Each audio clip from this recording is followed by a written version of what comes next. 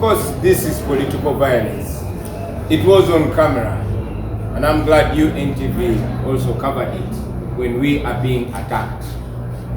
So we are the ones who were attacked.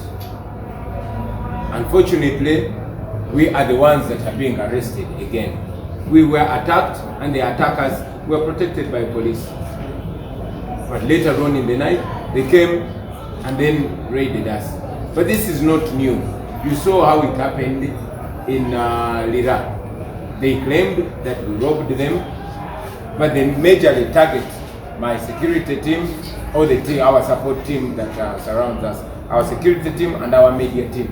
That's their target. We were informed even before the campaign starts that they are trying to reduce us, to ensure that by the time we get near to the election, I am isolated as a person, so we don't know who they are picking next.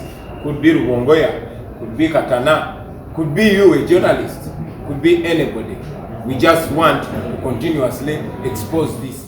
Download the app on App Store or Google Play Store now. Vision Digital Experience, the future of media.